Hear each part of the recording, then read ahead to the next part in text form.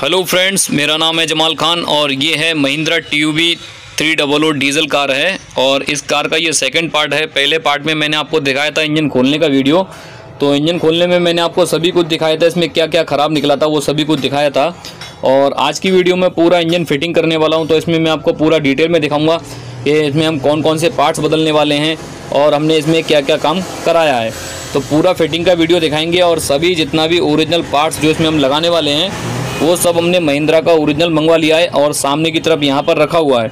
तो इंजन में लगने वाले सभी तरह के पैकिंग, सभी तरह के रबर रिंग, सभी तरह के ओ रिंग वो सब हमने मंगवा लिए हैं। पिस्टन रिंग और इसकी मेन सील और इसकी टाइमिंग सील और इसका टैपेट कवर का पैकिंग और इसकी चेन एडजस्टर जो हाइड्रोलिक टेंशनर कहलाता है और इसके चेन वाले पैड जो प्लास्टिक वाले फिक्स गाइड और टाइमिंग चेन, ये सभी मंगा लिया है। और ये है oil additive, engine oil additive जो इंजन ऑयल में हम मिलाएंगे। और ये है दोस्तों इसका टर्बो चार्जर का पाइप जो कि टूट गया था पुराना वाला। और ये रहा इसका हेड गैस्केट। तो सभी पार्ट्स दोस्तों हमने महिंद्रा के ओरिजिनल मंगा लिए हैं और यहाँ पर साइड से एक तरफ लाइन से हमने सभी लगा दिए हैं। और अभी ये इंजन की पूरी फिटिंग करवाएंगे। तो फिटिंग में आपको दिखाएंगे दोस्तों कि इंजन में कौन कौन सा पार्ट्स और कहाँ पर कैसे फिटिंग किया जाता है, स्टेप बाय स्टेप आपको पूरा डिटेल में दिखाएंगे। और ये टैपेट कवर भी हमने नया मंगवाया है जो इसका केम शाफ्ट का कवर है। तो चलिए फिटिंग शुरू करते हैं। ये रहा इसका इंजन का ब्लॉक। तो इंजन ब्लॉक के अंदर दोस्तों सबसे पहले फिटिंग किए जाते हैं ये हैं पिस्टन कूलिंग जेट जो ऑयल जेट भी कहलाते हैं। तो यहाँ पर लगता है ऑयल जेट, ये यहाँ पर। और ऑयल जेट के अंदर दोस्तों इसमें रबर का रिंग दिया होता है। पहले जो XUV वगैरह में ऑयल जेट आते हैं उसमें कागज़ का पैकिंग होता है, लेकिन इसमें रबर वाला रिंग दिया हुआ है। और उसके बाद ये 8 नंबर का बोल्ट लगा के 8 नंबर की गोटी टाइमी से इसको इस तरह से टाइट किया जाता है। तो जिस तरह से 1 नंबर सिलेंडर का ऑयल जेट को हमने फिक्स किया है, इसी हिसाब से बाकी दोनों सिलेंडर के भी फिक्स किए जाएंगे। तो फाइनली दोस्तों हमने तीनों ऑयल जेट अच्छे तरीके से लगाकर ब्लॉक के अंदर फिक्स कर दिए हैं। और अब लगवाएंगे इसकी क्रैंक शाफ्ट। तो ये इसकी क्रैंक शाफ्ट है दोस्तों। और क्रैंक शाफ्ट को हमने लेथ वर्क कराकर इसमें पॉलिश कराकर इस क्रैंक शाफ्ट को दोबारा से नया बना दिया है, क्योंकि पहले क्रैंक में इसमें स्क्रैचेस और धारियां बन गई थी, इसको हमने पॉलिश करा दिया है। तो अभी ये क्रैंक शाफ्ट दोस्तों 10 नंबर पे पहुंच गई है। पहले ये स्टैंडर्ड पे थी और अभी ये 10 नंबर पे पहुंच चुकी है। और उसके बाद दोस्तों लगाना होता है इसका ट्रिगर व्हील। तो ट्रिगर व्हील लगाने के लिए इसमें 3 स्क्रू दिए होते हैं जो कि 5 नंबर की एलंगी से टाइट किए जाएंगे। तो ये तीनों हमने लगा दिए हैं और इसको अभी फिक्स करवा रहे हैं। और ये तीनों स्क्रू अच्छे तरीके से टाइट करने के बाद में ये क्रैंक शाफ्ट हम ब्लॉक के अंदर लगवाएंगे। तीनों स्क्रू अच्छी तरह से टाइट हो चुके हैं। अब लगवाते हैं क्रैंक शाफ्ट को। और इंजन ब्लॉक के अंदर दोस्तों ये जो हम लगा रहे हैं ये कहलाते हैं क्रैंक शाफ्ट के मेन बेरिंग, और इन्हें मेन वाले पीस भी बोलते हैं। तो ये मेन बेरिंग सभी हमने 10 नंबर के ले लिए हैं, क्योंकि क्रैंक शाफ्ट हमारी 10 नंबर पर पहुंच गई है। पहले स्टैंडर्ड पे थी, लेकिन अभी हमने लेथ वर्क जब कराया तो ये 10 नंबर पे पहुंच गई है। और उसके बाद में इसमें लगाएंगे अब नया वाला इंजन ऑयल। और नया वाला इंजन ऑयल लगाने के बाद में दोस्तों इसमें हम क्रैंक शाफ्ट अपनी फिटिंग करवाएंगे। और यहाँ पर दोस्तों इसका लगाना होता है थ्रस्ट वाशर। तो थ्रस्ट वाशर हमने यहाँ पर साइड में फिटिंग करवा दिया है। और ये रही हमारी क्रैंक शाफ्ट। तो क्रैंक शाफ्ट लगाने के बाद में दोस्तों इसकी कैपें लगाएंगे। और इसके कैप के अंदर भी दोस्तों इसके मेन बेरिंग हमने लगा दिए हैं। तो ये सभी लगाने के बाद में और नया वाला इंजन ऑयल थोड़ा थोड़ा सभी कैपों के ऊपर, सभी मेन बेरिंग के ऊपर लगाकर और इस तरह से इन कैपों को फिक्स किया जाता है। उसके बाद में दोस्तों इसके जो सभी बोल्ट हैं, जो 8 बोल्ट हैं, तो 8 बोल्टों को भी लगाकर और इस क्रैंक शाफ्ट को टाइट किया जाएगा, फिक्स किया जाएगा। और ये इसमें थ्रस्ट वाशर 2 लगते हैं कैप के अंदर। तो ये दोनों थ्रस्ट वाशर हमने लगा दिए साइड में और इस तरह से बाद में ये कैप लगाई जाती है।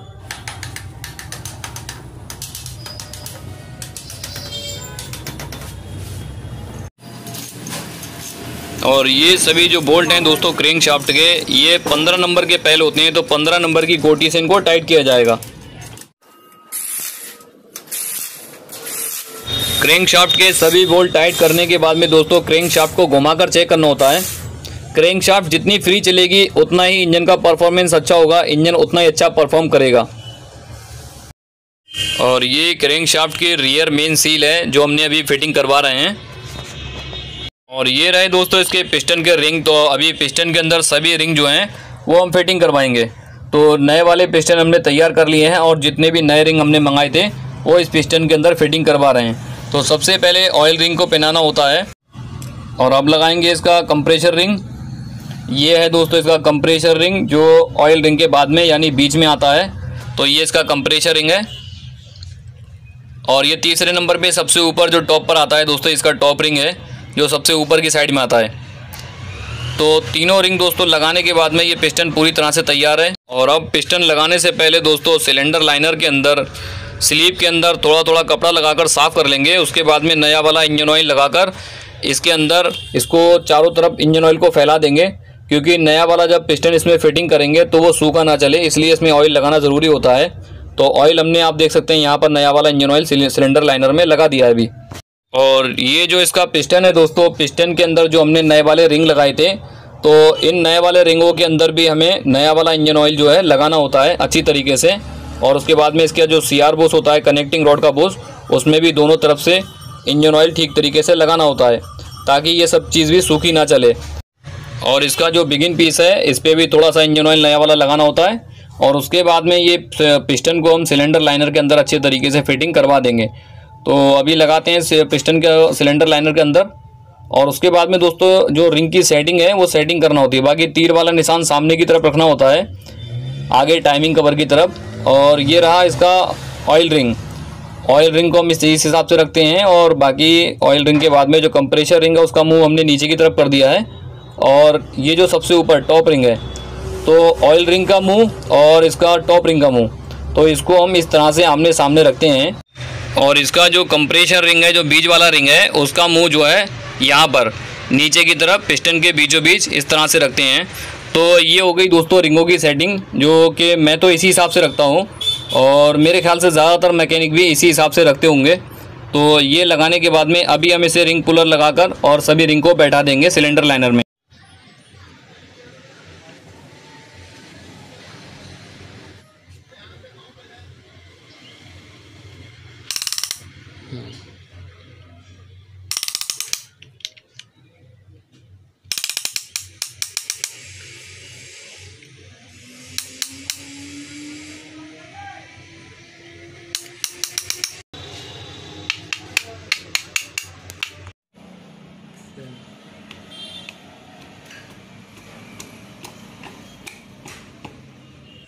तो जिस तरह से दोस्तों 1 नंबर सिलेंडर का पिस्टन को हमने फिटिंग किया है, इसी तरह से बाकी के जो दोनों सिलेंडर हैं, दोनों पिस्टन हैं, उनको भी फिटिंग किया जाएगा। सेम प्रोसेस है।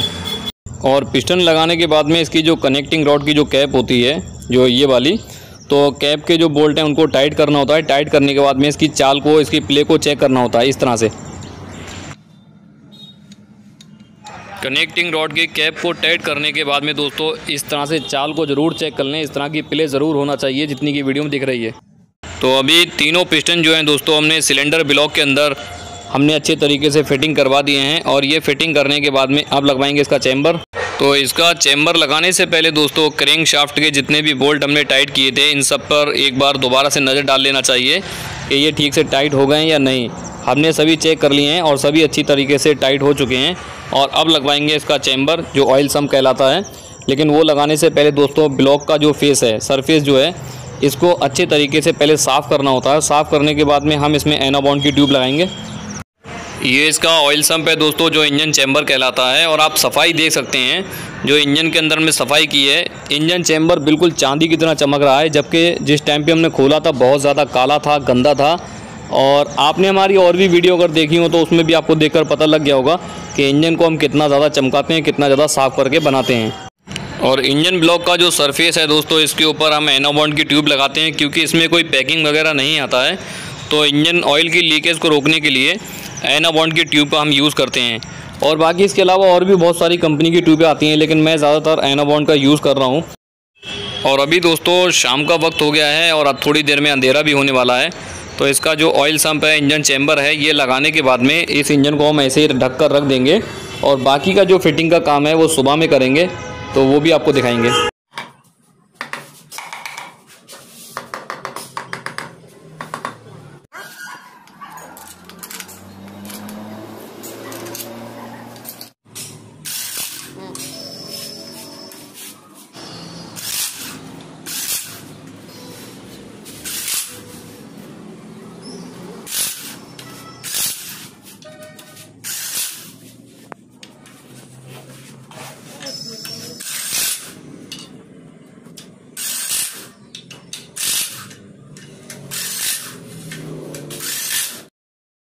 तो अभी सुबह का वक्त हो चुका है दोस्तों, और कल रात हमने इसका ऑयल सम्प लगाकर, इसका इंजन चेंबर लगाकर हमने ब्लॉक को ढक कर रख दिया था। और अभी बाकी की जो फिटिंग है वो हम इसमें करवाएंगे। तो बाकी हमने जैसे कि इसमें तीनों पिस्टन नए वाले लगवा दिए हैं, अब लगवाएंगे हम इसका सिलेंडर हेड।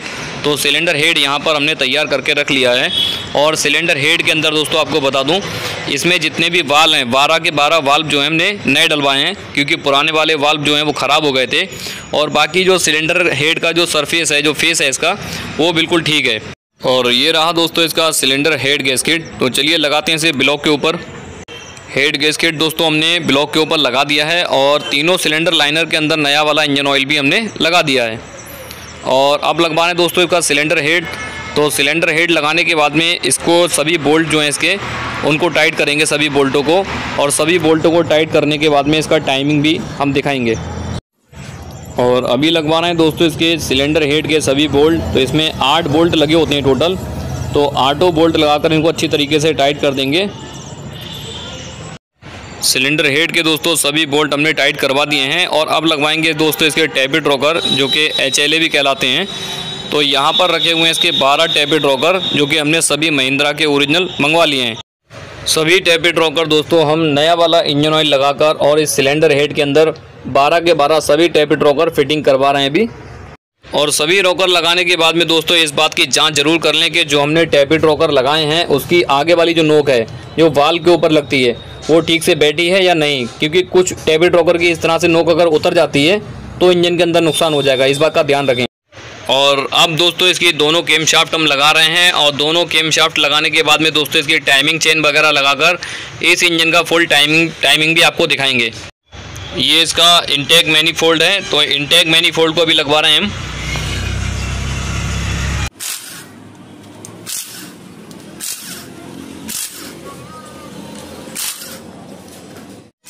और ये इसका टर्बो चार्जर और एग्जॉस्ट मैनीफोल्ड है।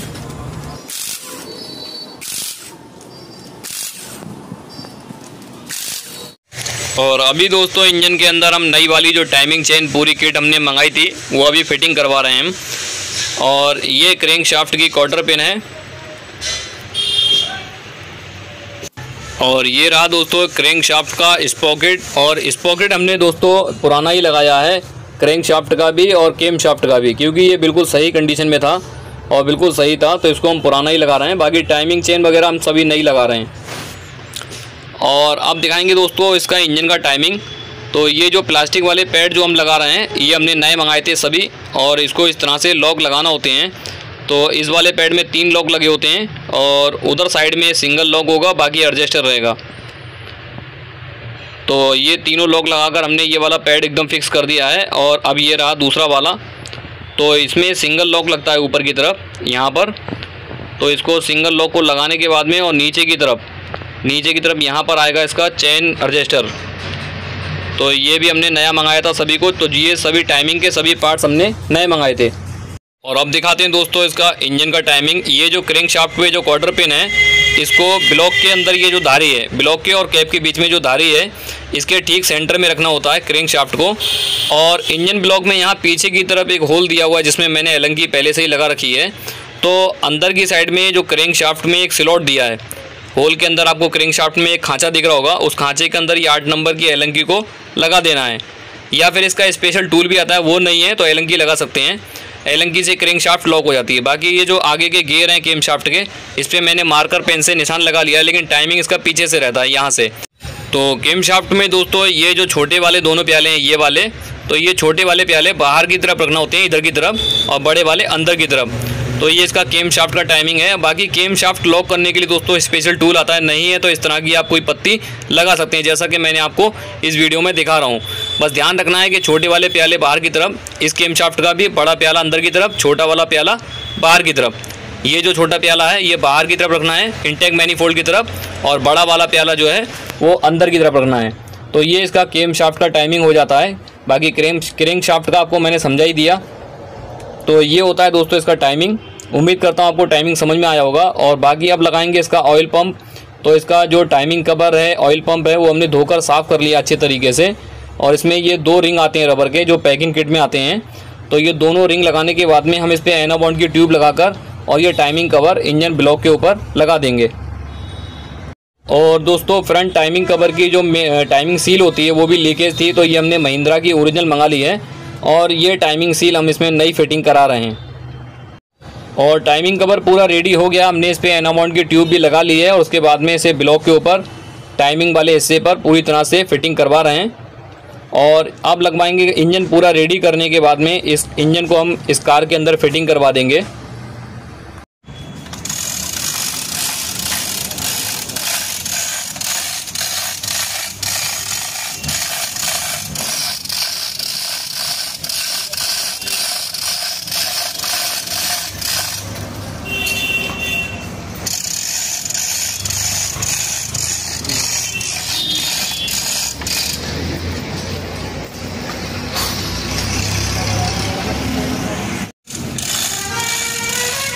बस बस बहुत हो गया।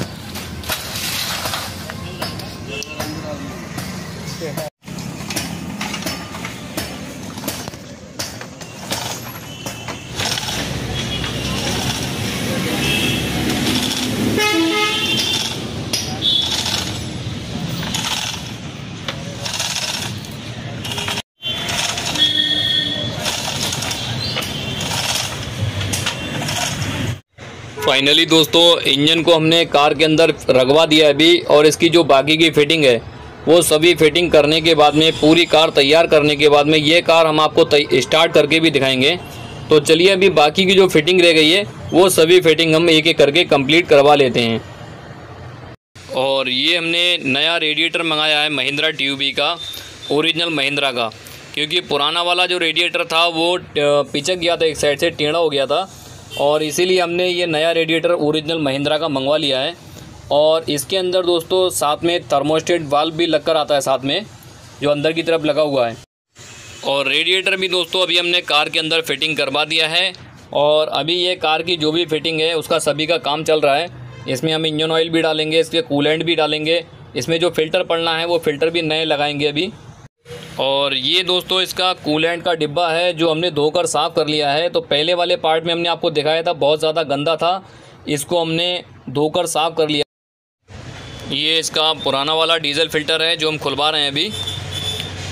तो पुराना डीजल फ़िल्टर दोस्तों ये भी थोड़ा गंदा हो चुका है, तो क्योंकि इसमें हमने इंजन का काम किया है तो सभी फ़िल्टर हम इंजन के टाइम पे नए बदल देते हैं। हालांकि इतना ज़्यादा ख़राब नहीं हुआ ये, लेकिन हम ये नया लगाएंगे। और महिंद्रा का ओरिजिनल हमने फ़िल्टर मंगा लिए हैं सभी। ये एयर फ़िल्टर है महिंद्रा का ओरिजिनल, इसका पार्ट नंबर और इसकी MRP यहाँ पर आपको वीडियो में दिख रही होगी। और ये नया वाला डीजल फ़िल्टर हम फिटिंग करवा रहे हैं। ये इसका नया वाला एयर फ़िल्टर है जो अभी एयर फ़िल्टर बॉक्स के अंदर, एयर फ़िल्टर असेंबली के अंदर हम फिटिंग करवा रहे हैं अभी। और अभी डलवाएंगे हम इसमें नया वाला इंजन ऑयल भी। और ये है दोस्तों इंजन ऑयल जो कि 6 लीटर की बाल्टी हमने मंगवा ली है गल्फ़ की मैक्स SUV 5W30। तो ये 6 लीटर इंजन ऑयल मंगा लिया हमने, और 3 लीटर मंगाया है बॉश का कूलेंट, तो ये ग्रीन कलर का है। और बाकी बोर्थ कंपनी का इंजन ऑयल एडिटिव जो इंजन ऑयल में हम मिक्स करने वाले हैं।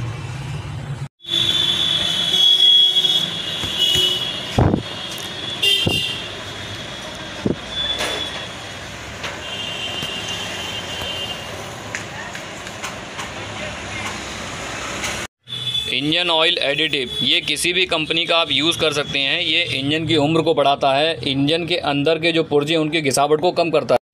और अब डालेंगे इस इंजन के अंदर दोस्तों कूलेंट। तो कूलेंट वाला डिब्बा जो है वो हमने इधर साइड में फिटिंग कर दिया है, साफ़ भी कर दिया था अच्छे तरीके से।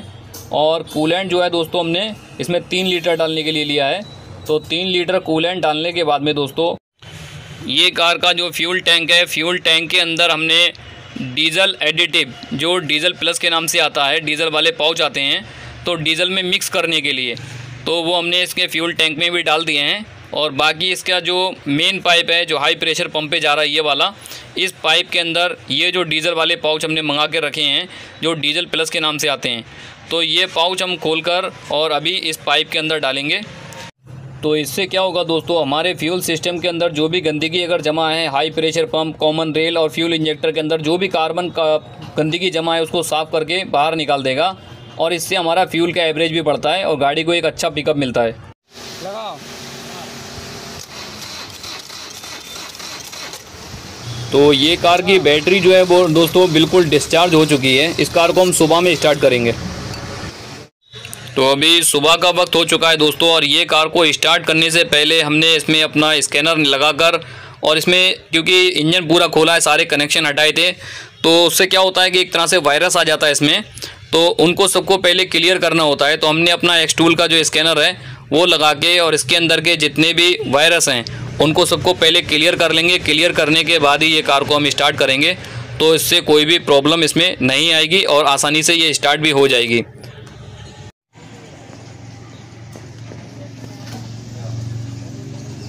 हाँ, स्टार्ट करो।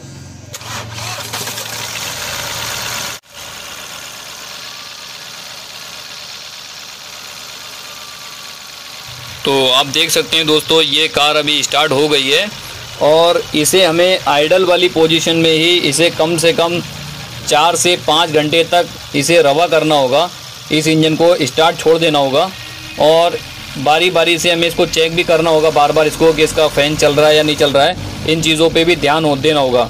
बाकी जब इंजन स्टार्ट करते हैं तो इंजन की सारी लीकेज भी चेक करना होती है कि इंजन हमने स्टार्ट किया है तो कहीं से कोई लीकेज तो नहीं हो रही है, इस बात का भी ध्यान देना होता है।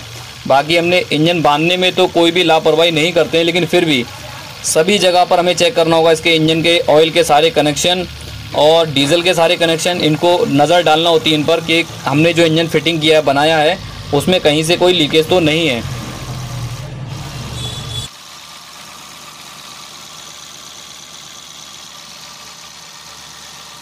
और इंजन दोस्तों अभी पूरा नया बनाया है, तो सभी इंजन के अंदर के जितने भी पुर्जे हैं बिल्कुल फिक्स हैं, और जब ये पूरी तरह से रवा हो जाएगा तो इसकी साउंड में बहुत ज़्यादा सुधार आ जाएगा।